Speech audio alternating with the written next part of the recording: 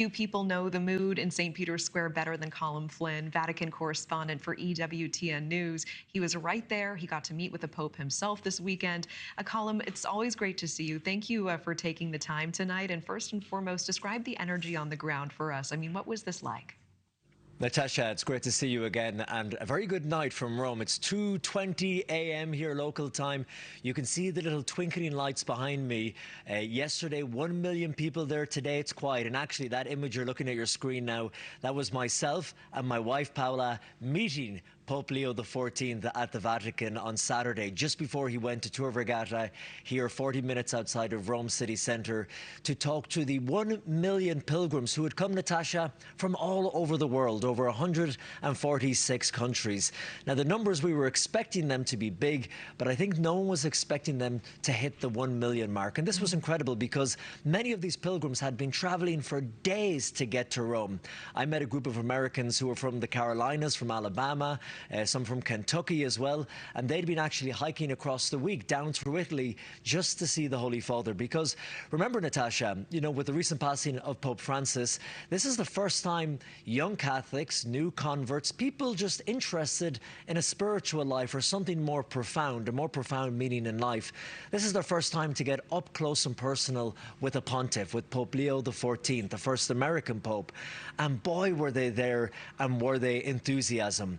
They were there for the prayer vigil Saturday night. Pope Leo told them to be wary of social media. He said, you know, we have algorithms that divide us and separate us.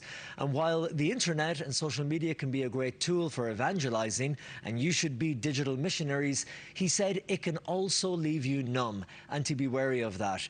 And then on Sunday morning, this morning, he told the young people that they're called for greatness. He said, you're called for holiness and never settle for anything less. An incredible thing. And we heard him as well, really taking a moment to talk about the suffering of children in war-torn areas like Gaza, like Ukraine. Is this fairly unusual in this kind of setting? And what kind of emotional weight did it carry when he spoke to that crowd? No, I think Pope Leo is really a pope of the time because, I mean, just, you know, watching your show, hearing about the U.S. nuclear submarines being deployed, the anxiety in the world, the uncertainty, and young people really feel this and they really sense this. And I think, you know, for a long time, they've been told, Natasha, that they'll get their fulfillment, they'll get their happiness, they'll get the profound answers to the questions of life through their fame, followers, or fortune. And they're realizing that's not happening. So they're turning to a moral and spiritual leader. And that person at the moment for Catholics, and for many people just of faith, is Pope Leo XIV. Speaking about peace in the world is something he strongly emphasized. And he emphasized as well that connection between young people. He said, be there for one another, look out for one another.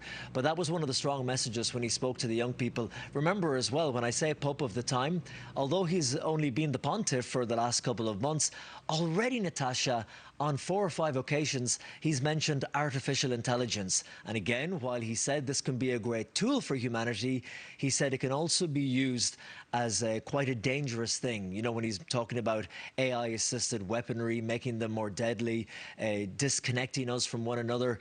So this Pope is really extraordinary. He really seems to have a magnetic attraction to young people. And I have to tell you, Natasha, when I was there yesterday and I was among the crowd of 1 million people, when the Pope came in and made the short helicopter journey from the Vatican in Rome, he circled down low around the open-air arena, and the eruption from the crowd, you can see why a lot of people were labeling that event over the weekend as the Catholic version of Woodstock.